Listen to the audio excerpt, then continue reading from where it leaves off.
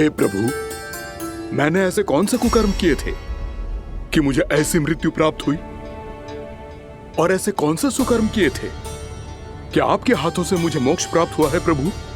में स्मरण करो, हे जरीफ की पुत्र वक्कासुर।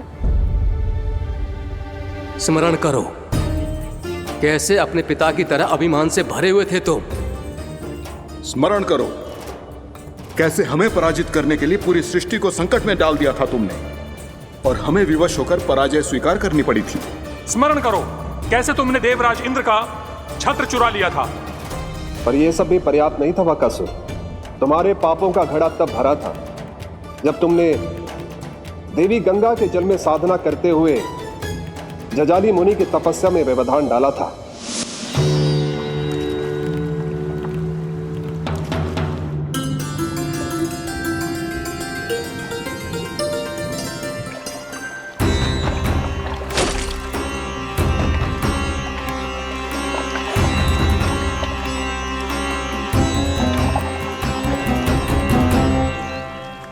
रुक क्यों गए चालक? नौका को आगे की ओर ले चलो। आगे बढ़ना उचित नहीं होगा महाराज।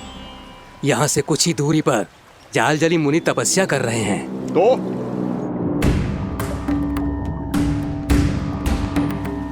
मेरे मत्स्य आखेट के क्षेत्र में इसने तपस्या करने की भूल की है। मेरे ही राज्य में मेरा कोई क्षेत्र मेरे लिए वर्जित हो, यह मुझे स्वीकार नहीं है। आपने पर्याप्त मत्स्य आखेट कर लिया है महाराज। यदि तुम इन मछलियों का आहार नहीं बनना चाहते हो, चुपचाप मेरी आज्ञा मानो। क्षमा, क्षमा महाराज।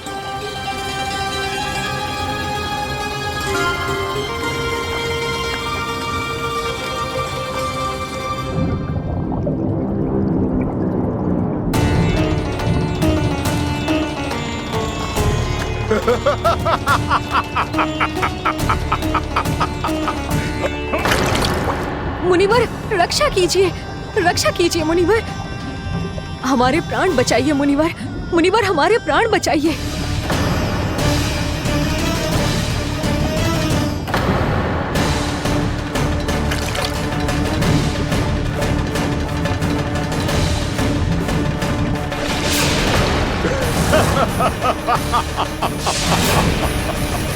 ठहर जाओ असुरराज।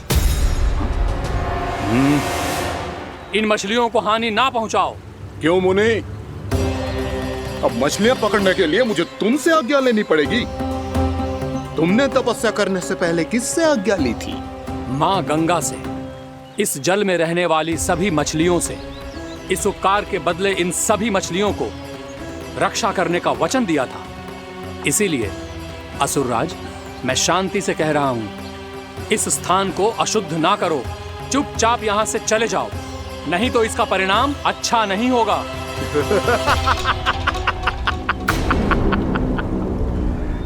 तुम जिन देवताओं की तपस्या कर रहे हो ना मुनि, उन्होंने भी मेरा कुछ नहीं बिगाड़ पाया था, और तुम मुझे धमकी देने का दुस्साहस कर रहे हो।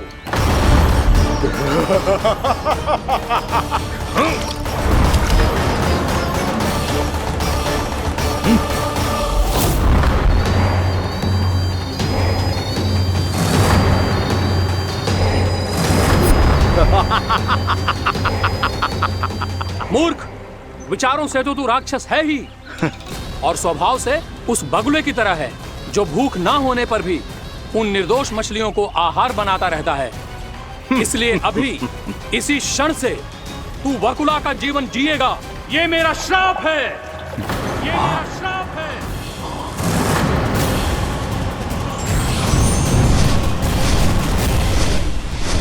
श्राप पाने के बाद तुम्हें आभास हुआ कि तुमने कितना बड़ा अपराध किया था, और तब तुम जजाली मुनि से क्षमा याचना करने लगे। तुम्हारे अपराध बोध को जानकर मुनि श्रेष्ठ शांत हुए और उन्होंने तुम्हें वरदान दिया। श्राप से मुक्ति का एक ही मार्ग होता है असुर, पश्चाताप। तुम्हें अपने भूल का पश्चाताप है, इसीलिए मैं तुम्हें वरदान देता हूं। तुम्हें मेरे श्राप से मुक्ति अवश्य मिलेगी। स्वयं प्रभु श्री नारायण के अवतार इस बगुले के देह के बंधन से तुम्हें मुक्त करेंगे।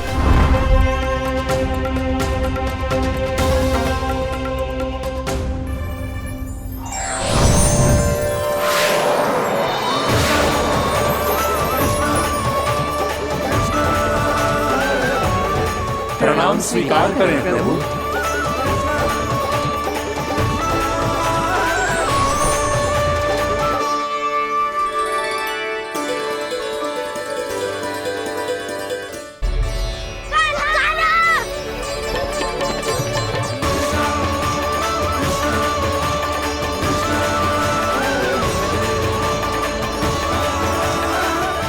मुझे ना बताओ कि तुम सबने क्या देखा है, चाहे जो देखो है, बस मैया से कछु मत ही बताना। कान्हा!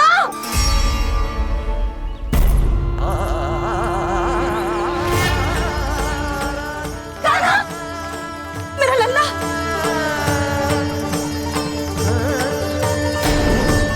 भानु बता रहा था तुझे कोई असुर पंछी निकल गया था। हाँ?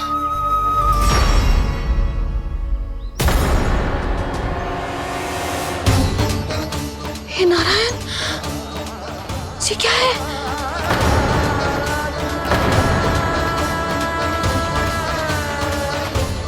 ये सब कैसे हुआ लल्ला?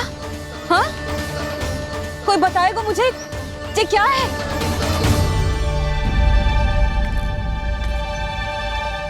श्रीधामा, मधुमंगल, चिची को सब कुछ बता दो।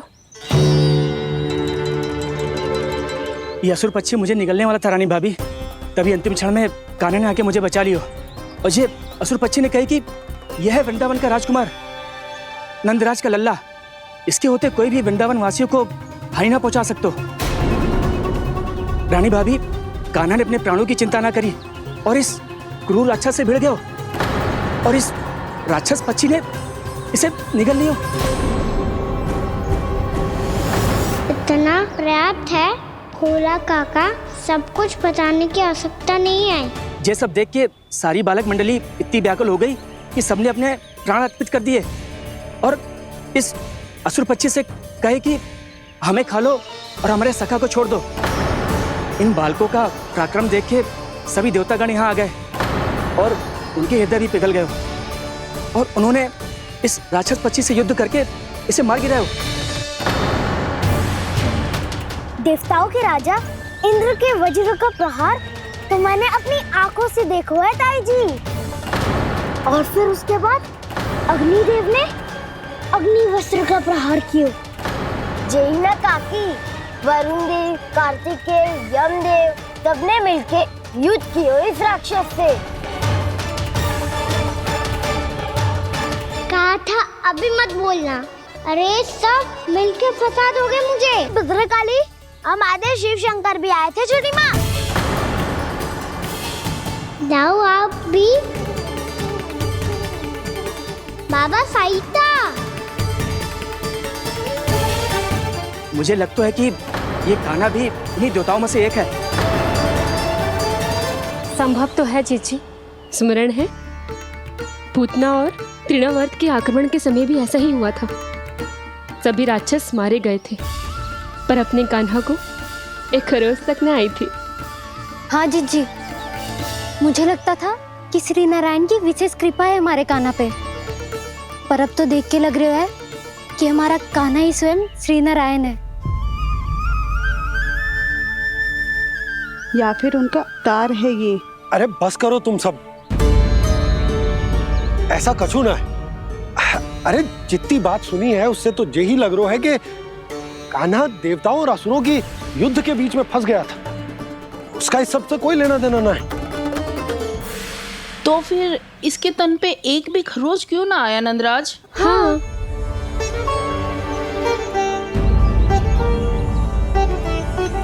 है काकी, खरच तो है। दिखा लल्ला। भैया बात पीड़ा आ रही है, कुछ करो ना। चिकोपिया भी ना अति करती है। श्री नारायण का अवतार हो तो इतनी तनिक सी खरोच पे ऐसे रो तो क्या? बस बहुत होगा। अब तो तुम सबने सीमा ही पार कर दी है। कभी से श्री नारायण बुलाते हो, कभी श्री नारायण का अवतार। तनिक कछु हो ना जाता है कि तुम सब कहानियां बुनने लगती हो। जे बस साधारण सा बालक है, मेरा लल्ला है जे भगवान मती बनाओ।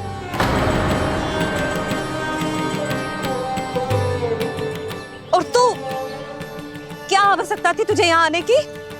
हाँ, वो भी मुझे बिना बताए मेरे साथ छल करके आयो है तू। अब तू घर चल, ऐसा दंड दूंगी ना कि मैया बहुत पीड़ा हो रही है, मैया बहुत पीड़ा हो रही है मैया। हाँ नन्ना, तू घर चल, मैं तुझे औषधि लगा दूंगी। हल्दी का लेप लगाऊंगी ना, झट से ठीक हो जाएगा। चल चल।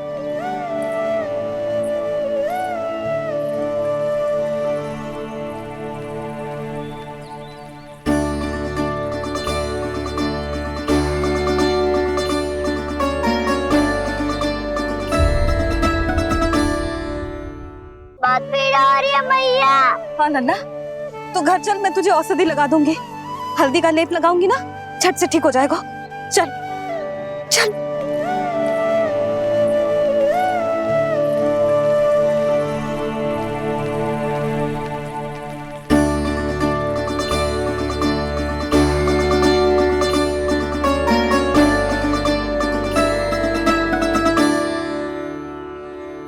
बस लल्ला बस, रो मत। चल चल चल, आजा। अभी औषधि लगाऊंगी ना, तेरी सारी पीड़ा लुप्त हो जाएगी। आजा आजा, बैठ जा लल्ला। अभी आई मैं। हाँ,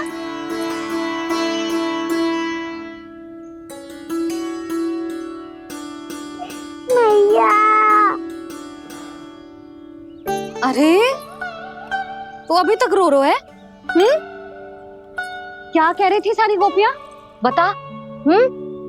के मेरा लल्ला श्री नारायण का अवतार है, दिव्य है, भगवान है। और जो भगवान इतनी छोटी सी चोट पे रोते हैं क्या? इतनी तो लगी भी ना है तुझे जितना तो तू आ ऊ कर रो है।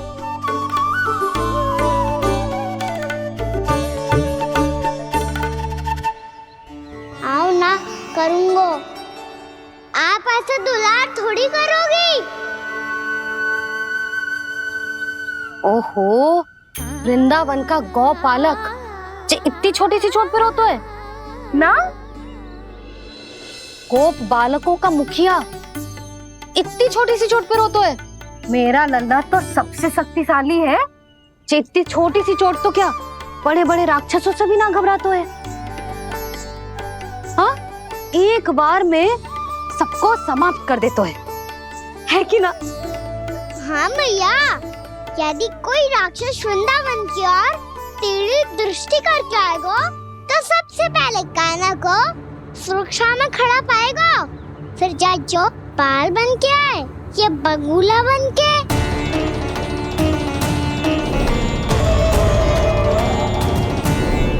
ना लल्ला, सोचो भी मती। वृंदावन की सुरक्षा करना तेरा दायित्व ना है। तुझे और कोई संकट का सामना करने की आवश्यकता ना है। अभी तो मेरी पीड़िता का हरण कर रही थी, अचानक से क्या हो गया मैया को? कोई आवश्यकता ना है तुझे ऐसे संकटों का सामना करने की। आने दे आज तेरे बाबा को, सीधा सीधा बोल दूंगी। बहुत हो गए उनके तर्क वितर्क। मेरा फूल सा लल्ला वन में अकेले गौचारण के लिए ना जाएगो। आज बगुले ने निकल लियो, कल का छू और हो जाए तो? नारायण ना करे, कहीं कछु ऊंच नीच तुझे कछु हो जाए तो?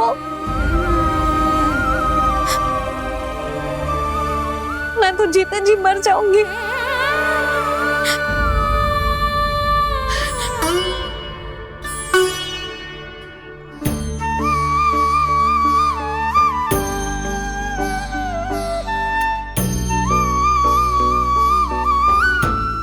लल्ला की वीर मैया इतनी सी बात तो रोती है क्या?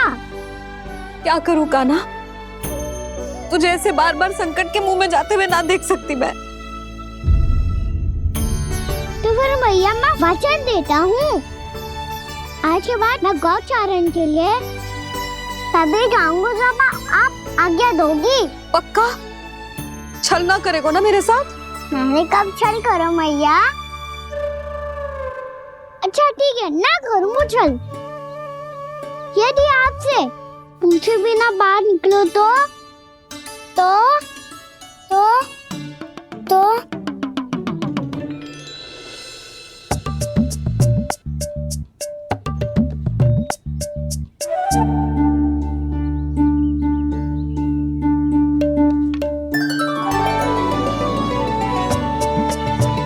ये रही आपकी छड़ी और ये रही मेरी पीठ। चेक देना तापर तोड़। ठीक है, जब तूने अपना दंड निर्धारित कर ही लियो है तो सोच ले, अब अगर तूने मेरी बात ना मानी तो तोड़ तोड़ छड़ी पड़ेगी। समझ आई?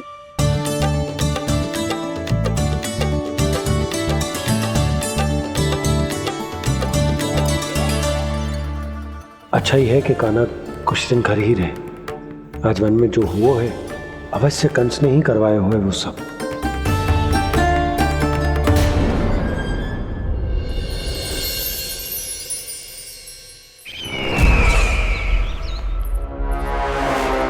आपका ये धनुष तो सबसे अधिक शक्तिशाली था महाराज, ये कैसे टूट गया? कहीं ये बकासुर की पराजय का संकेत तो?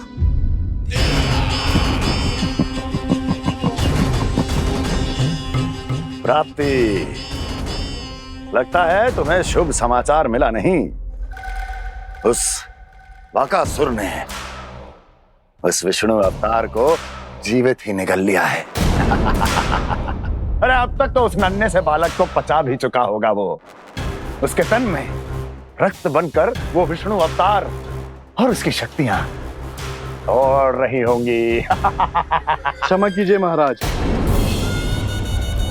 क्षमा कीजिए, इस अशुभ से मुख से शुभ समाचार आने दो। माथे के बल को ढीला करो, चेहरे पर मुस्कान लाओ और कहो, महाराज, वृंदावन में मातम फैल चुका है। मैं ऐसा ही करता महाराज, यदि सूचना सत्य होती तो।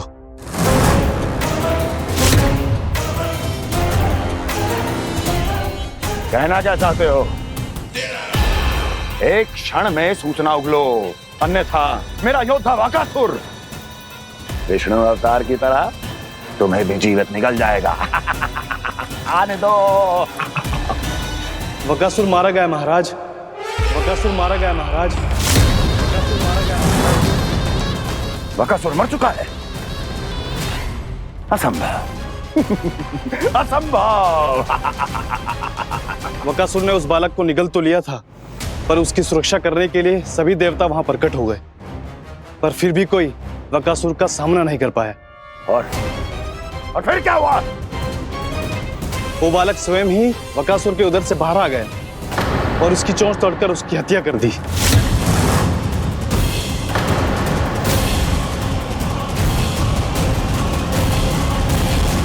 वन में बकासुर की चोंच टूट गई और यहाँ आपका ये धनुष।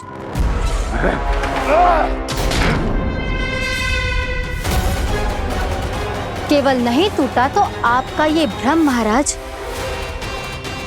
क्षमा कीजिएगा महाराज, आपका भ्रम टूटना आवश्यक है। आवश्यक है आपको यह आभास होना कि उस विष्णु अवतार को पराजित करने के लिए आपके साधारण योद्धाओं में वो सामर्थ्य नहीं है। अच्छा सर, पूतना, तृणावर्त, बकासुर, ये सब साधारण नहीं थे प्राप्ति, साधारण नहीं थे। फिर तो ये और भी अधिक चिंता का विषय है महाराज, क्योंकि इसका अर्थ तो यही हुआ कि वो विष्णु अवतार कुछ अधिक ही असाधारण है और उसका सामना करने के लिए और उसे मिट्टी में मिलाने के लिए आपको एक ऐसे अस्त्र की आवश्यकता है जो उसके सामने ना झुके और ना ही टूटे।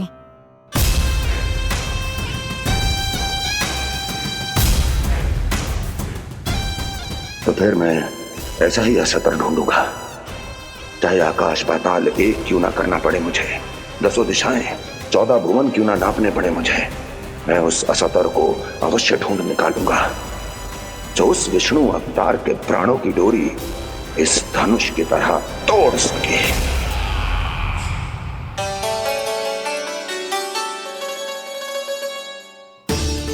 थैंक्स पापा, मैंने मैया को वचन दिया है कि जब तक नहीं चाहेंगी मैं वन नहीं जाऊंगा, इसलिए आप मुझे मारने के लिए कोई शक्तिशाली असुर ढूंढने में व्यस्त रहो। कुछ दिन तब तक मैं व्यस्त रहूंगा अपनी मैया की सेवा करने में।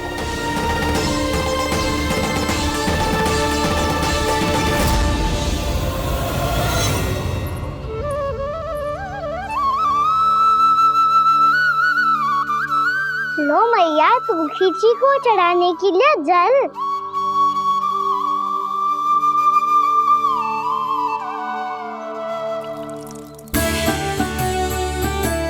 लो मैया, और आटा।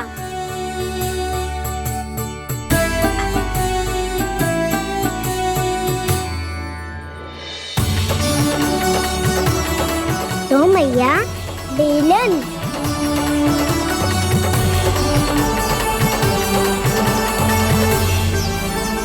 ले तनिक खा ले। ओ मैया, भूख ना लगी है। बिना भूख के खाने से क्या लाभ? और तेरा जब पेट तो कह रहा है कि उसे भोजन चाहिए, और लाभ कैसे ना लल्ला? भोजन का लाभ है ना, तन को पोषण मिलेगो, स्वास्थ्य बनेगो, जे तेरी भुजाओं में शक्ति आ जाएगी ताऊ के जैसी, ताऊ से भी अधिक। तेरे जे केस भी लंबे हो जाएंगे। सच्ची मैया? सच्ची। माप के देख लियो नित्य दिन। तनिक खा।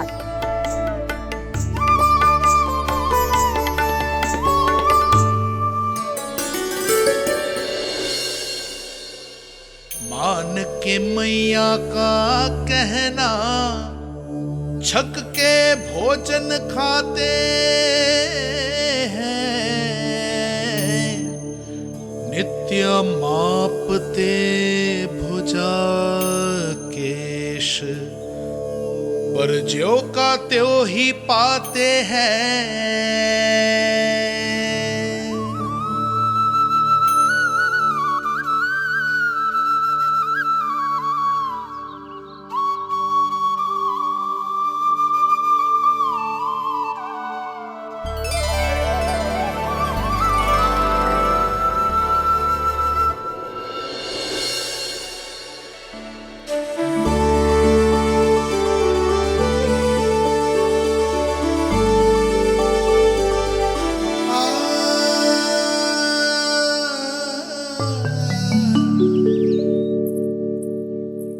ले लल्ला, फल खा ले। ना, मुझे ना खाने फल वल। क्यों? लंबे केस और शक्तिशाली भुजाएं ना चाहिए? व्यर्थ है ये सब। पिछले 10 दिनों से देख रहा हूँ, ना केस लंबे हुए हैं, ना भुजाएं शक्तिशाली बनी है। 10 दिन में का चुनाव होने वाला। 10 सप्ताह ऐसे खाएगो ना, तब जाके कुछ बदलाव दिखेगो। समझ आई? चल अब खा ले। वैसे भी मुझे बहुत सारी तैयारियां करनी है आज। इसीलिए मैया, एकादशी के व्रत के लिए लल्ला। सुनो जी, सारी सामग्री आ गई? हाँ, तुमने जो कही थी सब ले आए हूँ।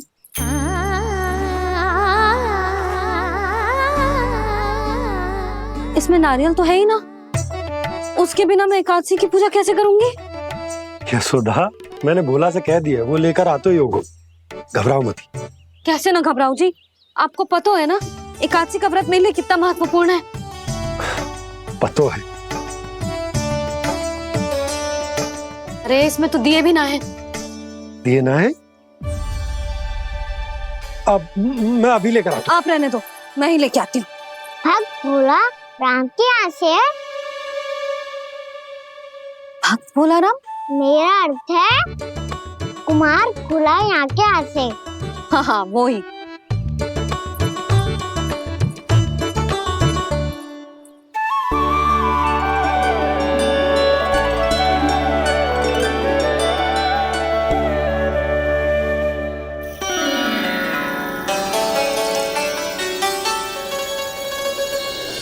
श्री हरि, श्री हरि, मेरे श्री हरि।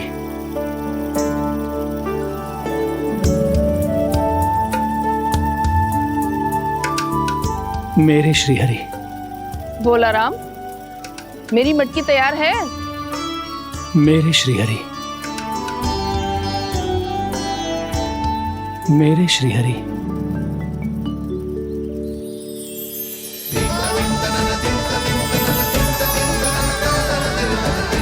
भोला राम,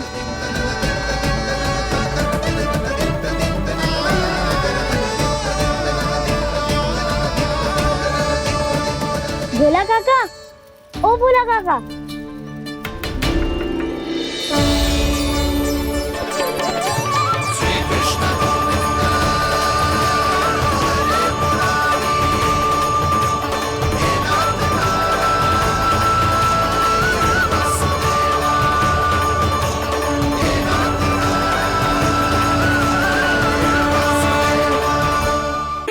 श्री हरि प्रसन्न हो गए। मेरे श्री हरि आ गए, मेरे भगवान आ गए। मेरे श्री हरि आ गए, मेरे भगवान आ गए। मेरे श्री हरि आ गए, मेरे भगवान आ गए। मेरे श्री हरि आ गए, मेरे भगवान आ गए। मेरे भगवान आ गए, मेरे घर मेरे भगवान आ गए।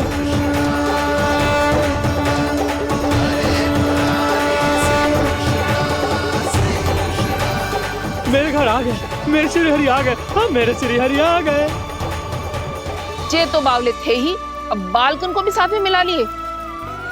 उज्जवल क्या कर रहा है? अरे ठहर जा भोला।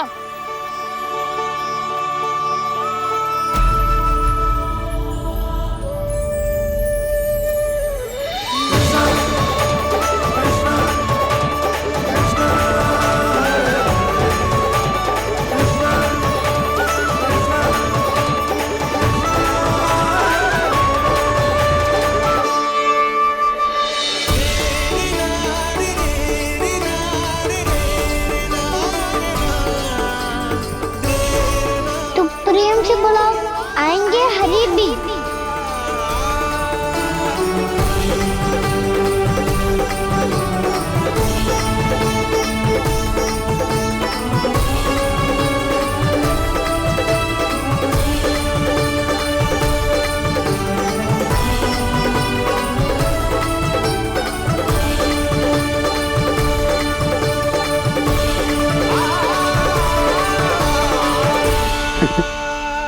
क्या वो गाना? किसकी धुन में झूम रहा तू? निर्मल निशा भक्ति की धुन में।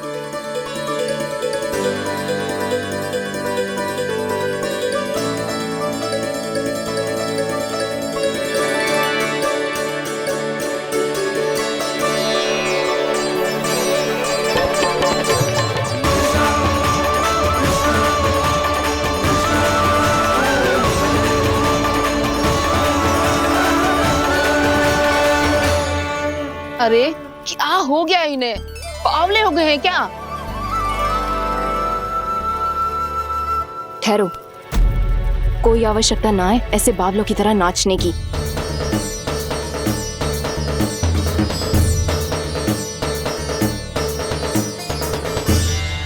बावले ना है मौसी, भक्ति में रम गए। बस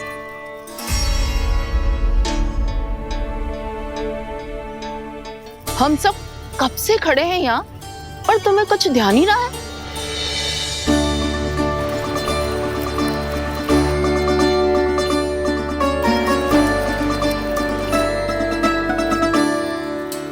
नाच गाने में ऐसे मगन हुए कि हमें देखा भी ना।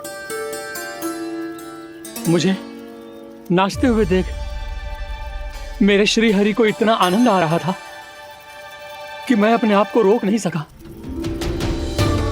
और वैसे भी मेरे जन्म का एकमात्र उद्देश्य है श्री हरि की सेवा करना, श्री हरि को प्रसन्न करना। तुम बावले हो भोलाराम या हमें बावला बना रहे हो? श्री हरि और तुम्हें देख रहे हैं? हाँ, अभी वो यहीं थे, देख रहे थे। भोला काका, आपने भी ना अति कर दी। अब हमें भी बताओ तनी, कहाँ थे श्री हरि?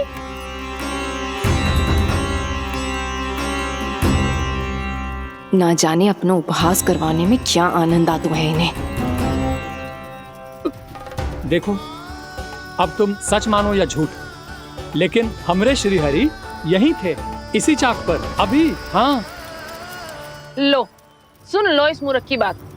श्री हरि को और कोई स्थान ना मिलो जो इसके मिट्टी के चाक पे आकर बैठेंगे। श्री हरि को और कोई स्थान ना मिलो जो इसके मिट्टी के चाक पे आकर बैठेंगे। श्री हरि को और कोई स्थान ना मिलो जो इसके मिट्टी के चाक पे आकर बैठेंगे। जैसी मैया भैंसुरी लल्ला, दोनों का कुछ पता ही ना चलतो, कब किस बात पर प्रसन्न हो जाए और किस बात पर रुष्ट। अरे मैं भला असत्य क्यों बोलूंगा?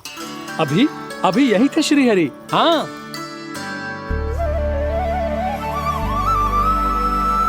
हाँ, जैसे श्री हरि को तो कोई कार्य है ही ना, वो तो आतुर होके बैठे रहते हैं कब तुम हरि हरि बुलाओ और वो दौड़े चले आए।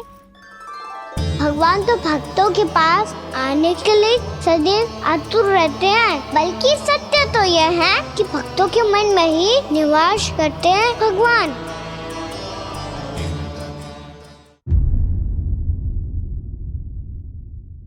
भला असत्य क्यों बोलूंगा? अभी अभी यही थे श्री हरि। हाँ,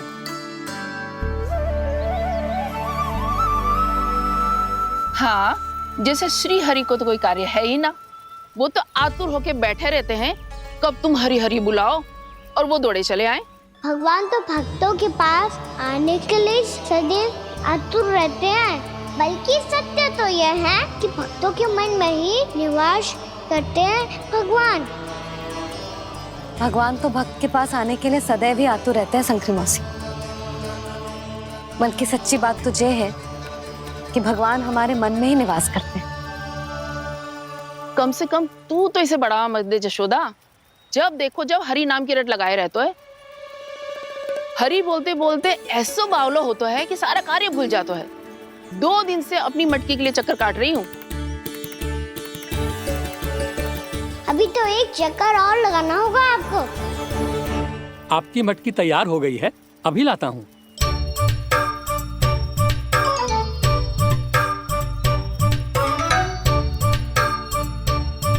लो जी मटकी।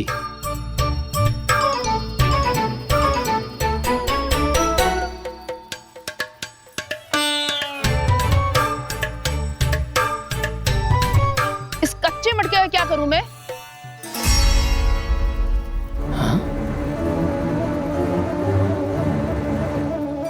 पर इसे तो मैंने भट्टी में पकाया था। अब तू ही देख ले कितना ध्यान रहता है इस कार्य पे। और कह तो है कि श्री हरि आते हैं इससे मिलने। हाँ, आते हैं और आगे भी आएंगे हमारे श्री हरि हमसे मिलने। और आके मोक्ष देंगे, है ना? मांगूंगा तो मोक्ष भी दे देंगे, मांगूंगा तो मोक्ष भी दे देंगे, मांगूंगा तो मोक्ष भी दे देंगे। अभी तो ये बता कि तू मुझे मेरी मटकी कब देगो? और मेरी मांग कब पूरी करोगे भोलाराम जी? मेरो घड़ा मेरे दिए तो तैयार है ना? कल एकादशी की पूजा और व्रत के लिए। एकादशी का व्रत? हाँ, एकादशी का व्रत।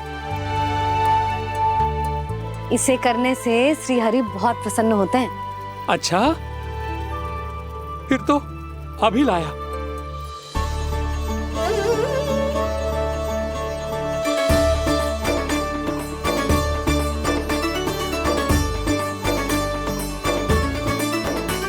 लो जी आपके दिए।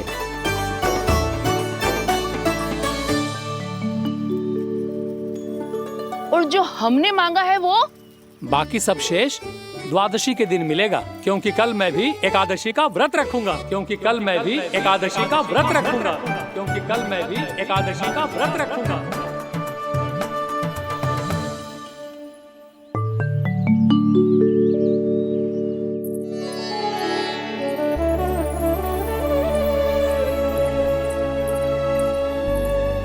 जानकी, फूलों का प्रबंध हुआ कि ना?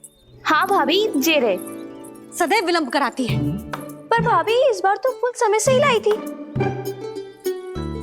क्या हुआ यशोदा, अभी तो पूजा की तैयारी ना हुई? देखो ना मौसी, ये जानकी ना कुछ छूट ही जाता है इसके कारण। एकादशी की पूजा और व्रत आते ही जसोदा भाभी इतनी वग्र हो जाती है। ऐसो क्या होगा इस पूजा में?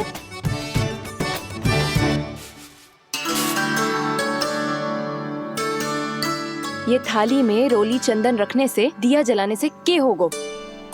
आपको पता भी है एकादशी का व्रत क्यों रखते हैं, क्या महत्व है इसका? लो, जे तो मैं जसोमती रानी से पूछना भूल ही गया। पर हाँ भगवान, मेरे लिए इतना ही पर्याप्त है कि इस व्रत को रखने से मेरे श्रीहरि हमसे प्रसन्न हो जाएंगे।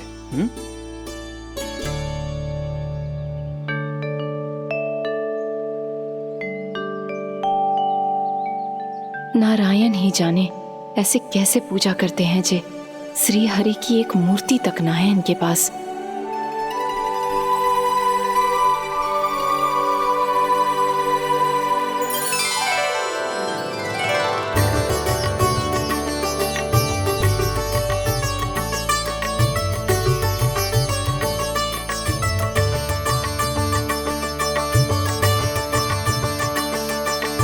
प्रभु, न तो मेरे पास मूर्ति है और ना तो इस व्रत के विधि विधान के बारे में मुझे जानकारी है और ना ही मुझे इसके महत्व के बारे में जानकारी है, पर फिर भी मैं करना चाहता हूं।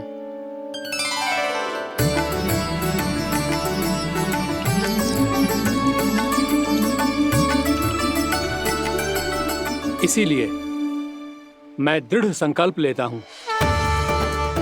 पूरी निष्ठा के साथ, श्रद्धा के साथ और पूरी आस्था के साथ मैं इस व्रत को संपन्न करूंगा।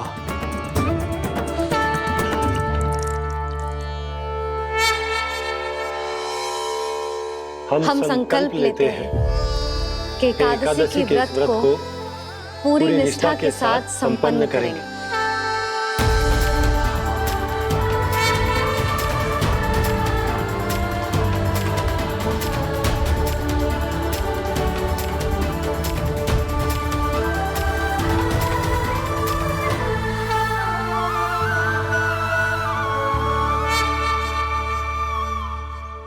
तुलसी जी के पत्ते तो हैं ही ना।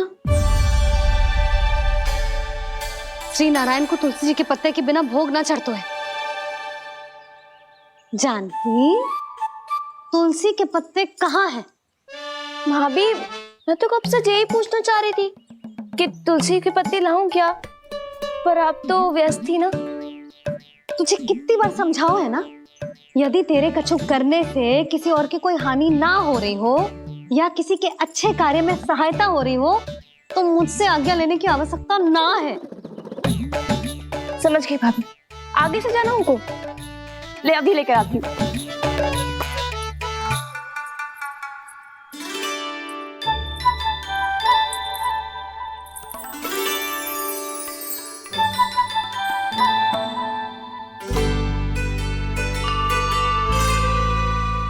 ताऊ, आपने पहले ये व्रत करो है?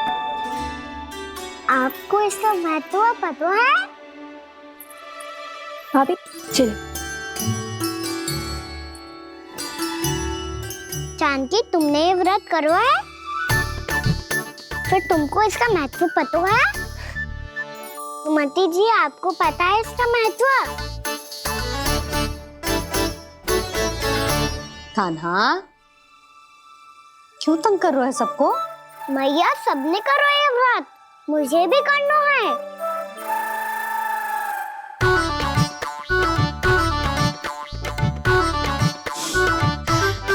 ये व्रत केवल बड़ों के लिए होती है लल्ला। जब आप ये व्रत कर सकती हो, बाबा कर सकते हैं,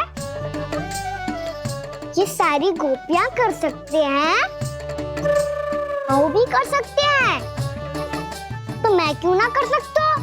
क्योंकि तू कल तक भूखा ना रह पाएगा लल्ला। जब भक्त रह सकते हैं, फिर मैं क्यों नहीं रह सकता? मेरा अर्थ है कि नारायण के भक्त मैया, मैया मान जाओ ना, मुझे करने दो ना ये व्रत। अपनी लल्ला पे आप विश्वास ना है आपको? विश्वास है। अच्छा ठीक है, तू भी कर ले।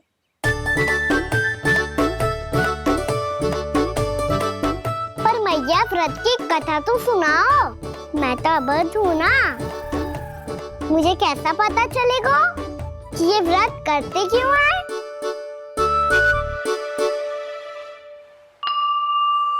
प्रभु, मुझ अबोध को कैसे पता चलेगा कि इस व्रत का क्या विधि विधान होता है और क्यों रखा जाता है और इसका महत्व क्या होता है? मुझे तो आप ही बता सकते हैं प्रभु। जब व्रत कर रहे हैं तब उसका महत्व भी पता होना चाहिए ना।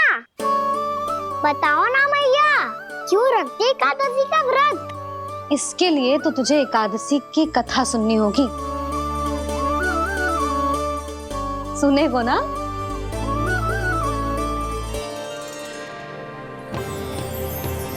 वसुदेव सुतं देवं कंसचाणूरमर्दनम् श्रीहरि, यशोदा परमानन्दम् कृष्णं वन्दे जगद्गुरुम्। वाह प्रभु, अपने भक्तों को एकादशी व्रत का महत्व समझाने का अच्छा उपाय खोज निकाला है आपने।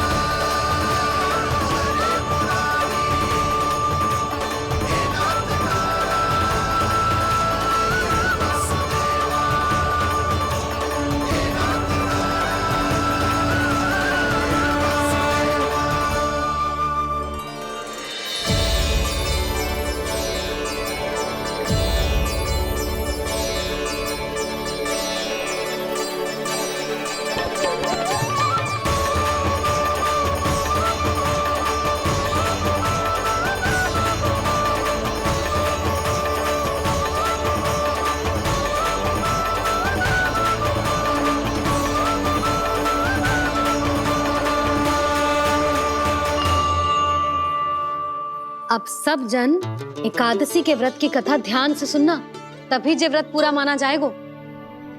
समझो लल्ला?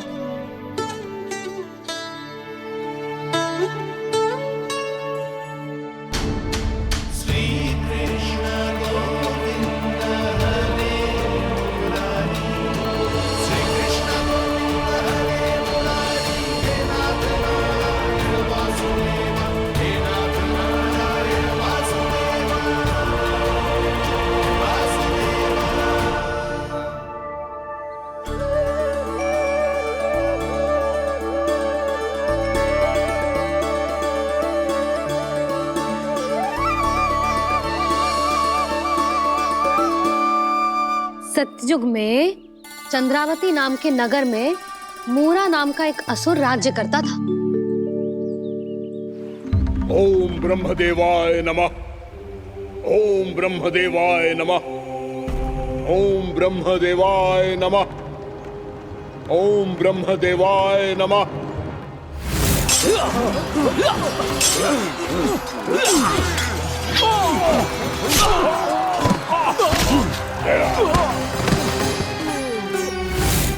ओम ब्रह्मदेवाय नमः। ओम ब्रह्मदेवाय नमः। जब उसने देवताओं के हाथों असुरों की पराजय देखी, तब वो वरदान पाने के उद्देश्य से ब्रह्मा जी की तपस्या करने चला गो।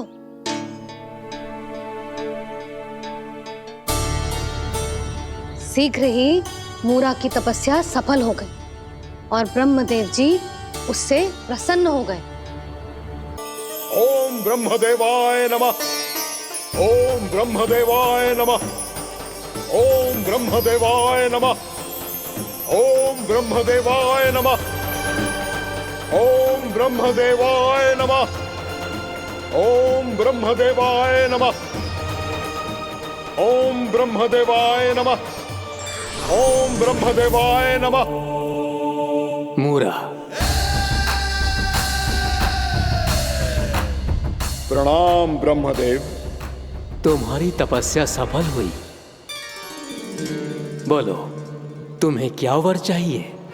सृष्टि के रचयिता ब्रह्मदेव, कृपया मुझे ऐसा वरदान दीजिए जिसकी सहायता से मैं त्रिलोकी विजयी बन जाऊं और कोई देवता मुझे पराजित ना कर सके।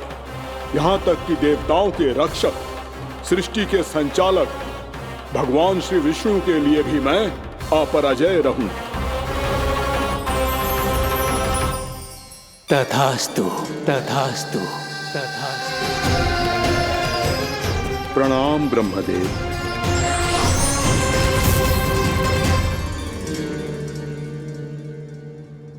ऐसा वरदान पाकर मूरा बहुत अभिमानी होगा। यक्षों, किन्नरों, यहाँ तक कि देवताओं को भी युद्ध के लिए ललकारने लगो, पर किसी ने भी उसकी ललकार को स्वीकार ना करो, क्योंकि सभी उसकी शक्ति से बहुत भयभीत थे और उसके सामने युद्ध किए बिना ही अपनी पराजय स्वीकार करने लगे और फिर दंभ में आके उसने स्वर्ग लोक पर भी आक्रमण कर दिया और देवराज इंद्र तक को चुनौती दे डाली।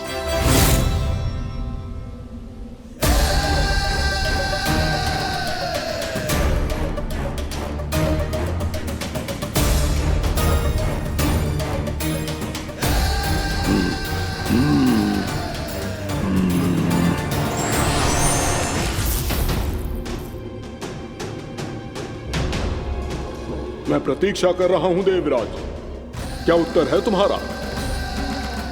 मुझसे युद्ध करोगे या फिर बिना लड़े ही पराजय स्वीकार कर मेरे अधीन हो जाओगे और सौंप दोगे मुझे अपना ये स्वर्ग लोक? सारी शक्ति तुम्हारे मुख में है या कुछ बाहुबल भी है तुम्हारे पास? मैं तुम्हारी चुनौती स्वीकार करता हूं मूरा, मैं तुम्हारी चुनौती स्वीकार करता हूं मूरा।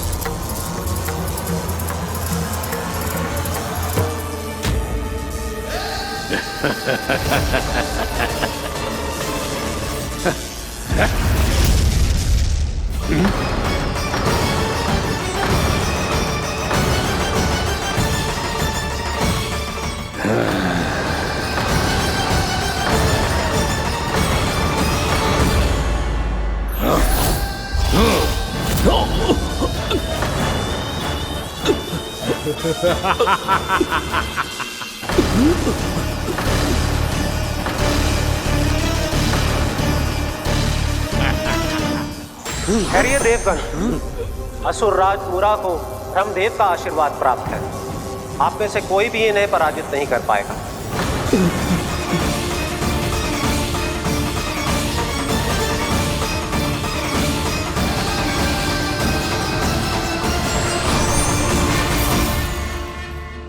एक अवसर और देता हूं देवराज, युद्ध या अधीनता, क्या उत्तर है तुम्हारा देवराज?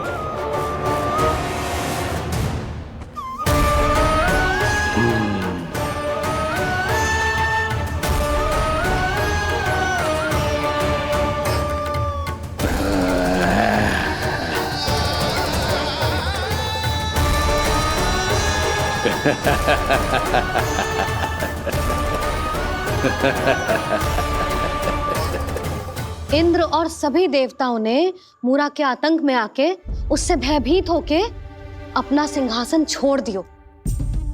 अब मूरा स्वर्ग का अधिपति बन गयो और शीघ्र ही उसने अन्य सभी असुरों को स्वर्ग में निवास करने के लिए आमंत्रित कर दियो।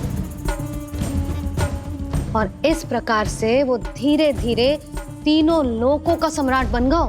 उसे किसी ने रोका नहीं मैया? ना लल्ला, इतना साहस किसी में था ही ना। और फिर ये निश्चित करने के लिए कि भविष्य में किसी और असुर की मृत्यु ना हो, वो यमराज पे भी विजय प्राप्त करने के लिए यमलोक की ओर प्रस्थान कर दियो। वो तो अपने आप को और सभी असुरों को अमर बनाना चाहता था। पर देवता और यमराज भी उसकी ये योजना समझ गए थे। इसीलिए उसके आने से पहले ही सारे देवताओं ने श्री नारायण से सहायता के लिए गुहार लगाई। अब केवल आप ही कुछ कर सकते हैं प्रभु। अभी तो मूरा केवल त्रिलोक का स्वामी है, और यदि उसने यमलोक भी जीत लिया तो वो जीवन को ही नियंत्रित नहीं करेगा प्रभु, वो मृत्यु का भी स्वामी हो जाएगा। ऐसे में पहले सृष्टि का संतुलन तो नष्ट होगा प्रभु, और फिर स्वयं सृष्टि ही नष्ट हो जाएगी। ऐसा नहीं होगा यमदेव, नियति ऐसा होने ही नहीं देगी। विधि रचेगी खेल और मैं बनूंगा माध्यम।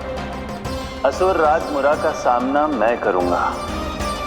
बस आप मुझे चुनौती देने के लिए उसे तैयार कर लीजिए, चाहे उसके लिए आपको साम दाम दंड भेद कोई भी उपाय क्यों ना अपनाना पड़े।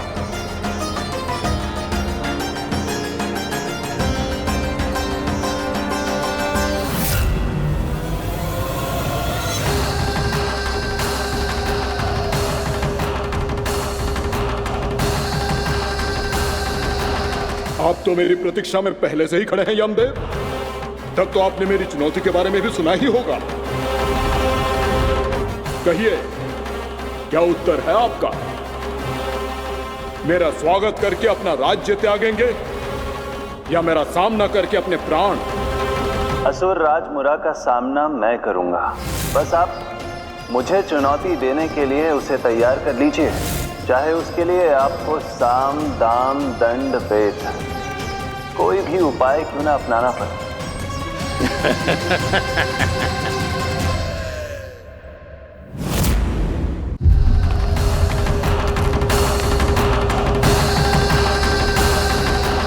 आप तो मेरी प्रतीक्षा में पहले से ही खड़े हैं यमदेव। तब तो आपने मेरी चुनौती के बारे में भी सुना ही होगा। कहिए, क्या उत्तर है आपका? मेरा स्वागत करके अपना राज्य त्यागेंगे या मेरा सामना करके अपने प्राण? हे असुर श्रेष्ठ, मैं आपकी अधीनता स्वीकार करने के लिए तैयार हूं। बस एक विनती है मेरी। शर्त को विनती का नाम देकर बहलाना चाहते हो मुझे यमराज? असुर राज मूरा के सामने शर्त रख पाओ, इतना सामर्थ्य नहीं है तुम में। इसका आभास है मुझे असुरराज, पर मैं आपकी अधीनता स्वीकार करूं इससे पहले आपको स्वामी धर्म का पालन करना होगा। मेरे पुराने स्वामी के क्रोध से मेरी रक्षा करनी होगी आपको। कौन है तुम्हारा पुराना स्वामी? भगवान श्री नारायण। और छोटी माँ, मूरासुर को तो श्री नारायण से भी रक्षा का वरदान प्राप्त था ना? यही तो श्री नारायण की लीला थी बलराम। पर वो राक्षस अपने दम में जे समझ ही ना पाओ कि वो क्या भूल करने जा रहा है, और पहुंच गओ भगवान श्री नारायण को चुनौती देने के लिए।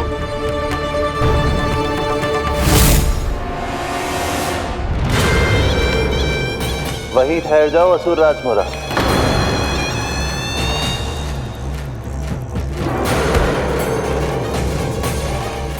यहाँ क्यों आए? आपको पराजित करने और ये वैकुंठ जीतने, ताकि मैं यमलोक का स्वामी बन सकूं। फिर आओ, युद्ध भूमि में मेरा सामना करो।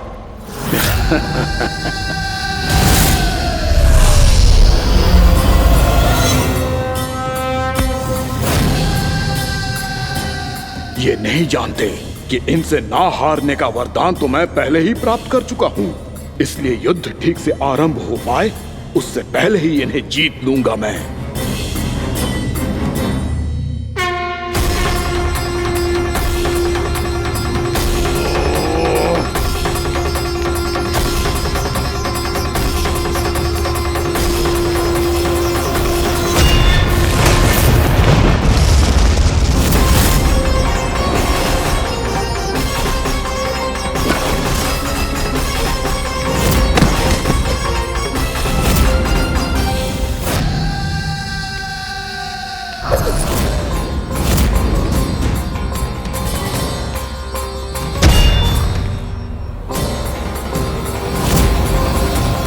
और इस प्रकार ये युद्ध वर्षों वर्षों तक चलता रहो।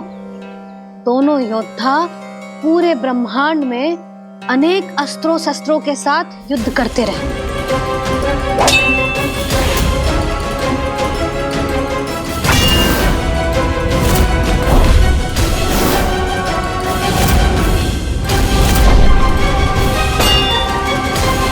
फिर क्या हुआ मैया?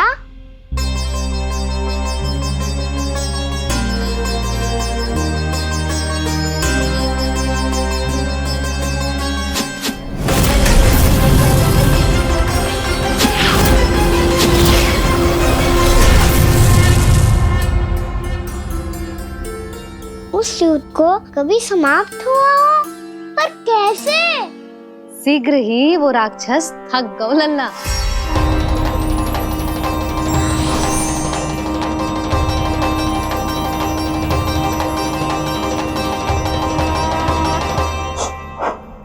खड़े खड़े देख क्या रहे हैं नारायण? आक्रमण कीजिए, वध कर दीजिए मेरा।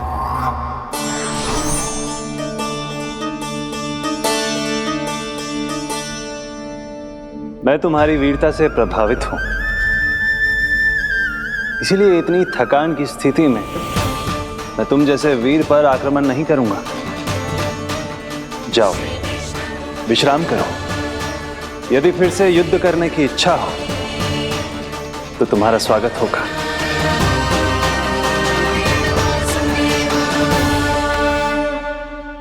जे कह के श्री नारायण बद्रिका आश्रम चले गए और वहां हिमवत नाम की एक कंदरा में ध्यान लगा के बैठ गए। उधर वो राक्षस विश्राम करने लगो। अनेकों दिन बीत गए और अब वो राक्षस मूरा फिर से स्वस्थ होके बलवान हो गया था। उसने अपनी सारी शक्ति फिर से प्राप्त कर ली थी। श्री नारायण ने उस पर दया करी थी, पर वो फिर से श्री नारायण को छलने को तैयार होगा।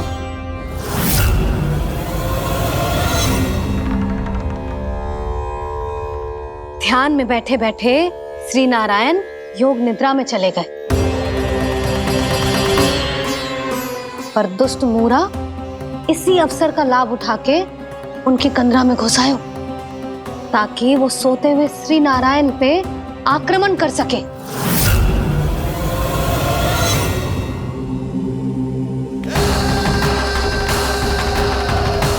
आज इस लंबे युद्ध को जीतकर अपने इस अंतिम शत्रु का भी अंत कर दूंगा मैं।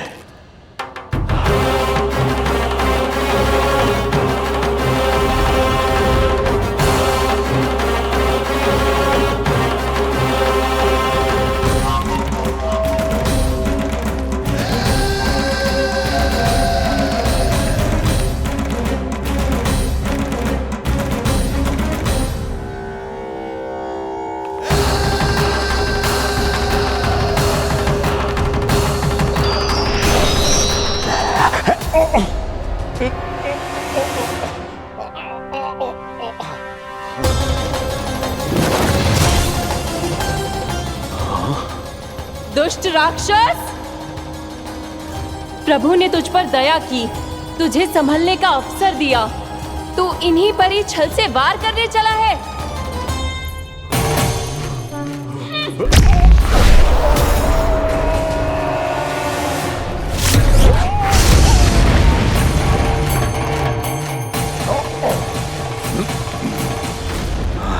मैं अजय हूँ, मुझे कोई पराजित नहीं कर सकता। ब्रह्मा का वरदान है मुझे। तूने नारायण से अपराजय होने का वरदान मांगा था मूर्ख, उनकी शक्ति से नहीं। ध्यान से देख, मैं तेरी मृत्यु हूँ, मृत्यु।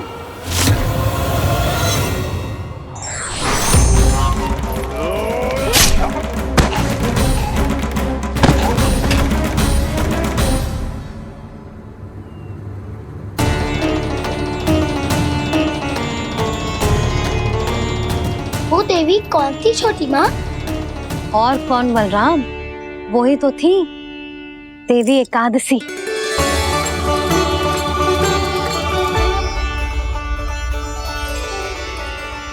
मुझे क्षमा कीजिए प्रभु, आपकी आज्ञा के बिना ही युद्ध करके आपके शत्रु को मृत्यु के घाट उतार दिया। क्षमा नहीं, आपकी तो प्रशंसा होनी चाहिए देवी। असुर राज को मारकर आपने सभी देवताओं को मुक्त करवाया है। इस पापी के अहंकार से तीनों लोकों की रक्षा की है आपने। आप एकादशी की तिथि पर मेरी एकादश इंद्रियों से उत्पन्न हुई हैं। इसीलिए मेरे सभी भक्त आपको उत्पन्न एकादशी के नाम से जानेंगे। सभी तिथियों में आपका स्थान सर्वश्रेष्ठ होगा।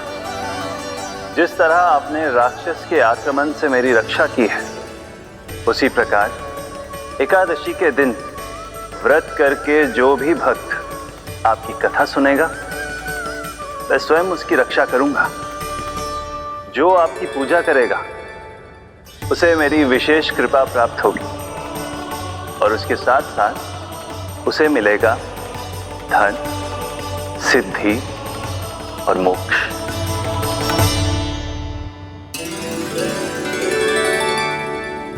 इसीलिए आज के दिन व्रत रखने का बहुत अधिक महत्व होता है। बोलो एकादशी मैया की जय। बोलो श्री नारायण भगवान की जय।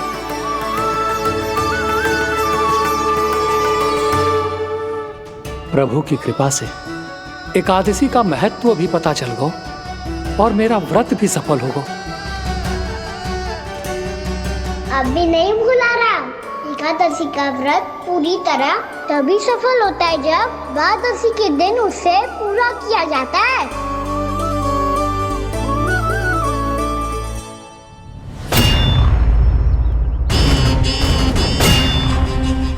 आवश्यक है आपको यह आभास होना कि उस विष्णु अवतार को पराजित करने के लिए आपके साधारण योद्धाओं में वो सामर्थ्य नहीं है। वो विष्णु अवतार कुछ अधिक ही असाधारण है।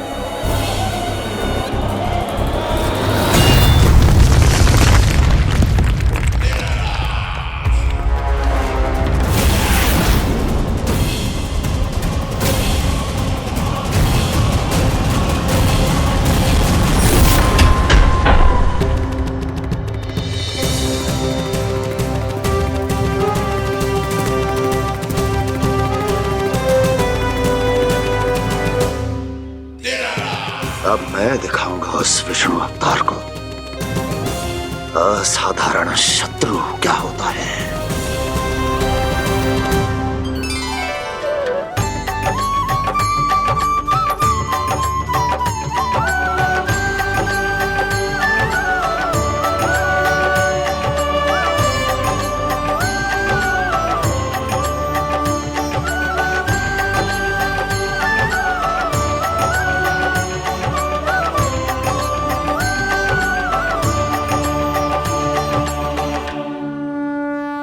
मामा अधीर हो रहे हैं, पर मैया ने मुझे अभी तक बाहर जाने की आज्ञा नहीं दी है। अभी उन्हें किसी और राक्षस को यहाँ भेजने से रोकने के लिए मुझे ही कुछ करना होगा।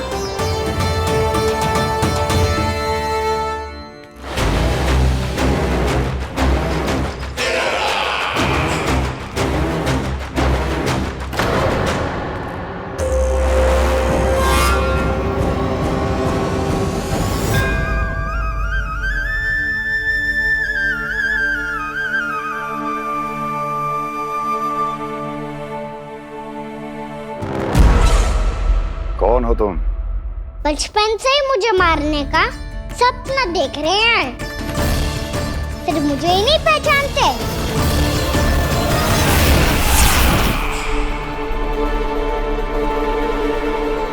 बचपन से विष्णु अवतार। कोई कान्हा बुलाता है तो कोई मुरलीधर पुकारता है, कोई माखन चोर कहता है, कोई कहता है चिच्चोर। पर विष्णु अवतार इस नाम से तो बस आप ही मुझे बुलाते हो मामा जी। इतना साहस ये तो यहां आ गया।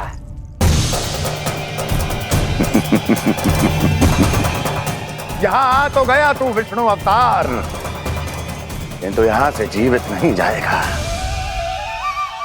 तेरे इस शीश को तेरे धड़ से अलग कर दूंगा मैं।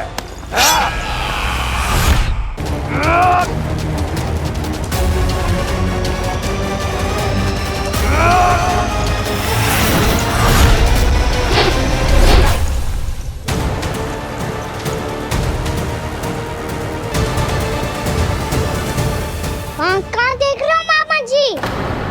मैं तैयार हूँ।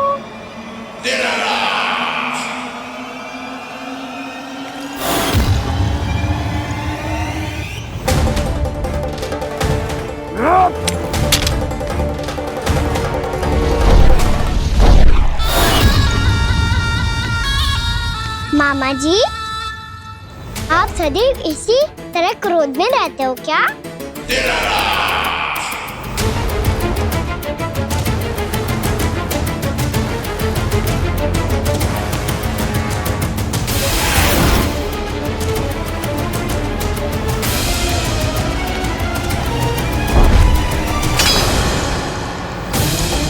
छोड़ छोड़ मेरी तलवार को। छोड़ो तो तब जब पकड़ा हूँ।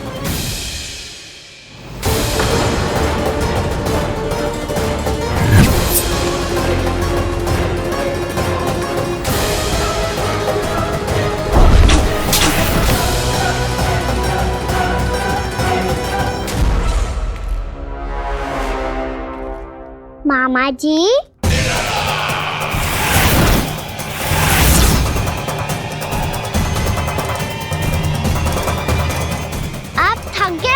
थोड़ा विश्राम कर लो। आपका तो पता नहीं, मैं अवश्य थक गया हूँ।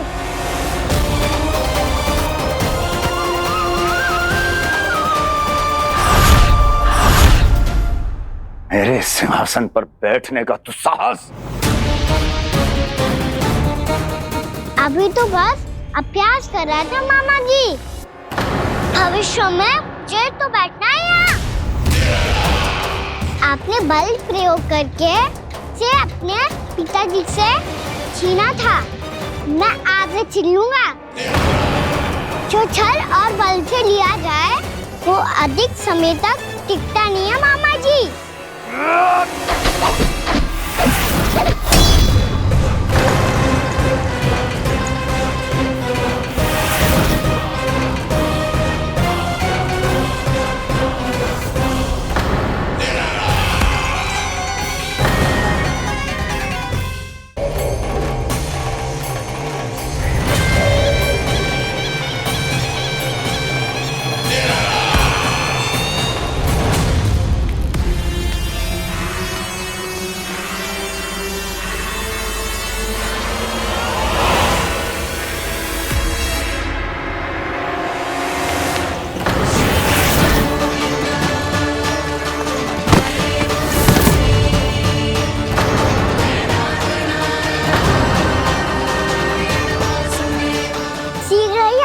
सिंहासन छोड़ना होगा।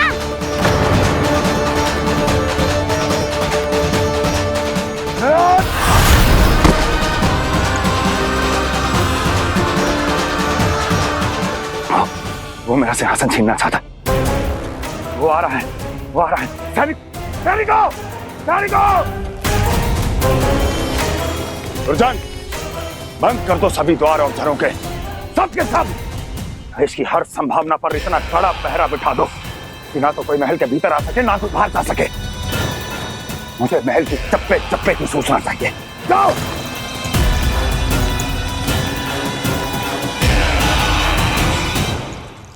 सिंहासन।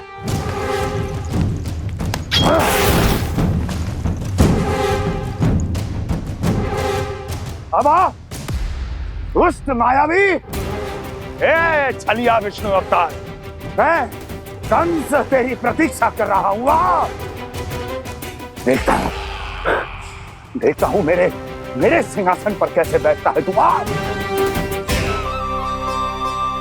मुझे तो बस कुछ समय चाहिए था, वो मिल गया। अब करते रहिए आप प्रतीक्षा।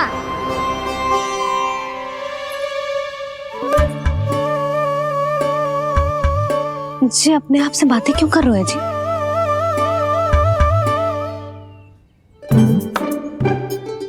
आप मुस्कुरा क्यों रहे हो? ना कछु ना। बताओ क्यों मुस्कुरा रहे हो? तुम्हीं पर गए हैं जी।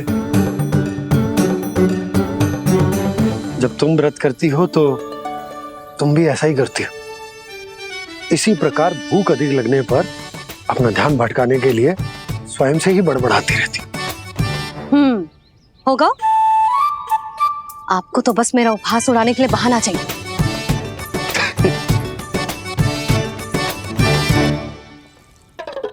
लल्ला, भूख लगी है? ना मैया, व्रत करे तो भूख कैसे लगेगी?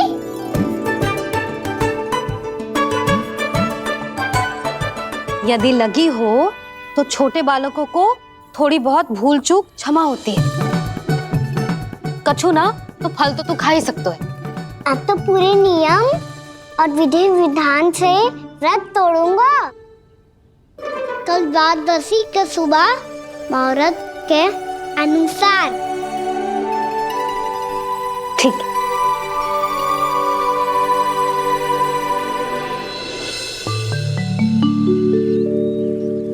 लल्ला, एकादशी समाप्त हो गई है, द्वादशी लग गई है। अब तू व्रत तोड़ सकते है। भोजन कर ले। ले।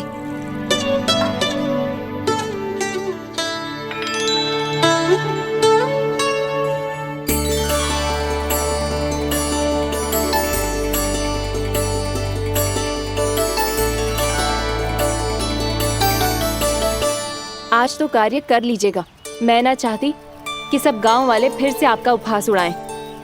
अरे इसी क्षण कार्य आरंभ करना आवश्यक ना है। कुछ खा तो लो।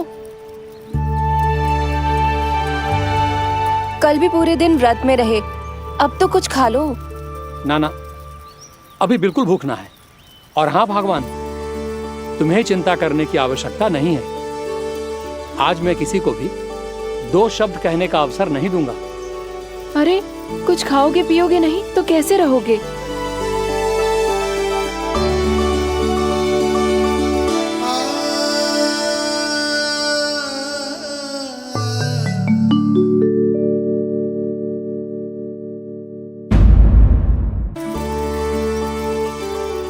अरे इसी क्षण कार्य आरंभ करना आवश्यक ना है। कुछ खा तो लो। ना, अभी बिल्कुल भूख ना है। और हाँ भगवान, तुम्हें चिंता करने की आवश्यकता नहीं है। आज मैं किसी को भी 2 शब्द कहने का अवसर नहीं दूंगा।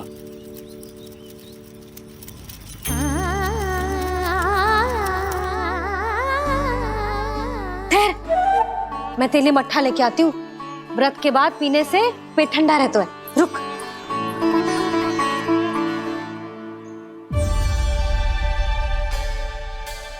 भक्तों ने अभी तक व्रत नहीं तोड़ा है, मैं कैसे तोड़ लूं?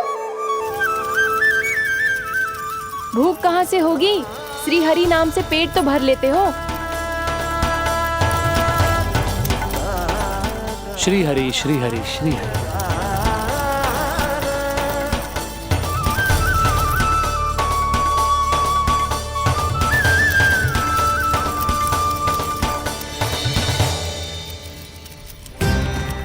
हरि हरि प्रभु हरि, हरि हरि प्रभु हरि, हरि हरि प्रभु हरि, हरि हरि प्रभु हरि। कल से अन्न का एक दाना ना गो है पेट में। अब क्या व्रत तुड़वाने भी आपके प्रभु ही आएंगे? अब क्या व्रत तुड़वाने भी आपके प्रभु ही आएंगे?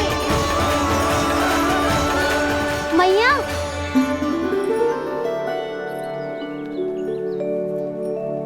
मैया पहले व्रत तोड़ के कच्चू खा तो लो। अभी ना, लौट के आने के बाद। हाँ,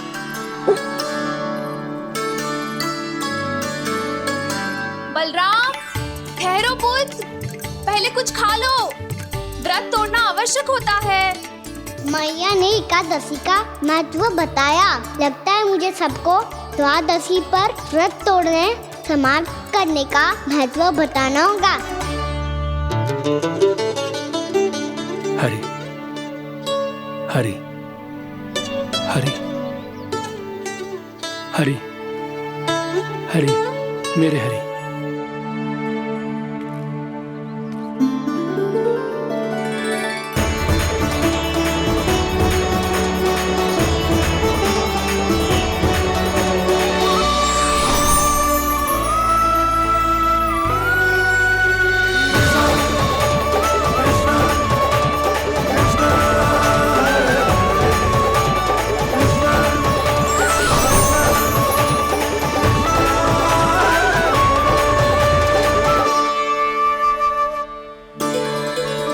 अभी अभी तो मैंने बच्चों की मां को वचन दिया था कि आज किसी को शिकायत करने का अवसर ना दूंगा, और अब मैं प्रभु श्री हरि की कल्पना जसोमती रानी के लल्ला में ही करने लगा।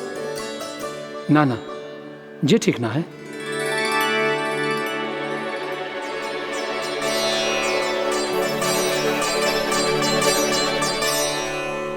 ठीक है तो है, बिल्कुल सही पहचाना है आपने। बड़े तो बड़े, अब तो बालक भी हमारा उपहास उड़ाने लगे। मैं आपका उपहास नहीं उड़ाने आया, मैं तो आपके एकादशी के व्रत को पूरा कराने आया हूँ।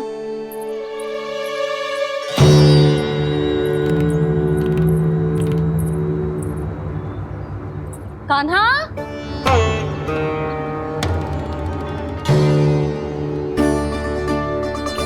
तो ये रे आपकी छड़ी और ये रे मेरी पीठ। सेक बिना ताकत तोड़। आज तो इसकी पीठ सेक के रहूंगी मैं। मैया घर पे भूखी मुझे ढूंढ रही होगी। लो आज द्वादशी के दिन पहले प्रहर में भोजन करके अपना एकादशी का व्रत पूरा करो आप।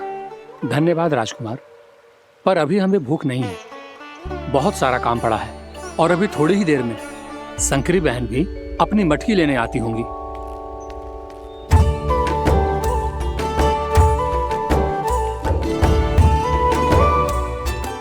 पर मैं आपका व्रत पूरा कराए बिना नहीं जा सकता।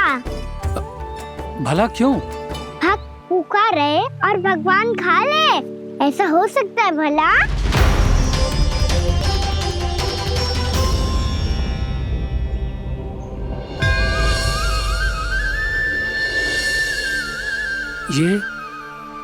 ये कैसा भ्रम हो रहा है मुझे लगता है अपना काम करना चाहिए। द्वादशी के पहले प्रहर में व्रत पूरा करना बहुत आवश्यक होता है, ना तो एकादशी का व्रत भी पूरा ना मानो जातो। इतनी सारे ज्ञान की बातें तुम्हें कैसे पता है लल्ला?